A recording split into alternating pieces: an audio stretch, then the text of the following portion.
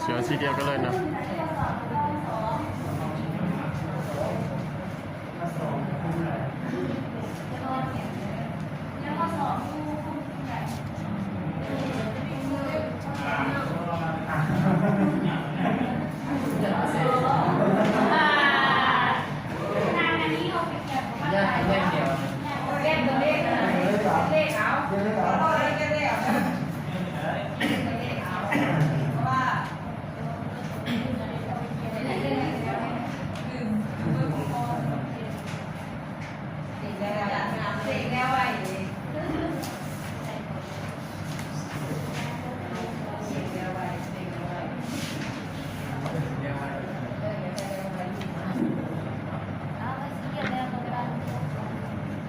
ขอซ้ำได้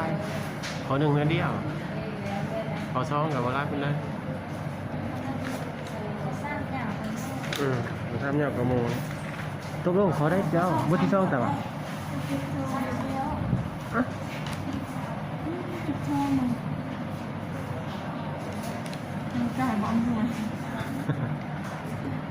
มือมันก็เศร้านะเช็ดมากเลยนะมันหายมาเลย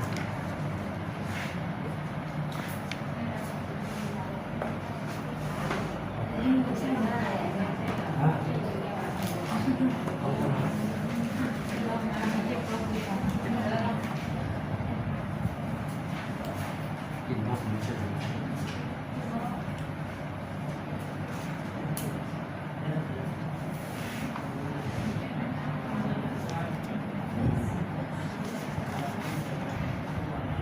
คนพบแม่กลุ่มย่อยแค่กลุ่มคนพบวะเนี่ยเราเขียนใส่กระดาษนะคนพบ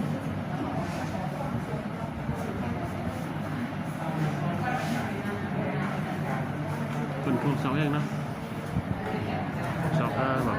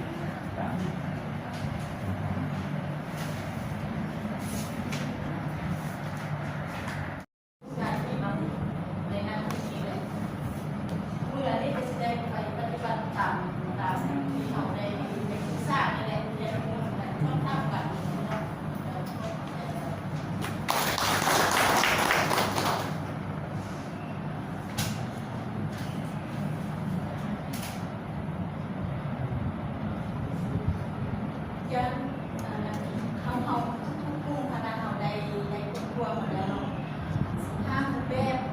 กุ้งละ3 หมู่แบบทฤษฎีมันเราขั้นตอนเราในคนครัวแล้วคนเขาจะได้เรียนทางบ้านแล้วเรานำทราบกันนะแล้วแต่ละกุ้งมันจะได้เลือกเอาหมู่แบบนึงมาซ่อนกรอบนะได้แล้วได้มาพอมือนี้นี่นะพอเขาได้ซ่อน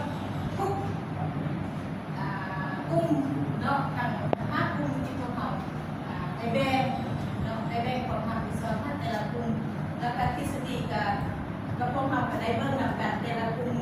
ถ้าสมมติว่ากุ้งนี้มันคือทฤษฎีตัวนี้แต่กุ้งนั้นคือ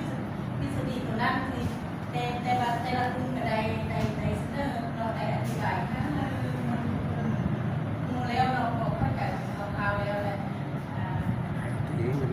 ก็ฝากของบ้านไปถ้าไปศึกษาดื่มเนาะอ่านดื่มเพราะว่าเวลาของเรามานี่ก็มือนี้สี่ของเราก็ได้สำเร็จหมดหมดทุกโมดูลเนาะทุกวิธีการสอนที่อยู่ในกลุ่มวิธีการสอนทั้งเราเพื่อประกอบเข้าในบทสอน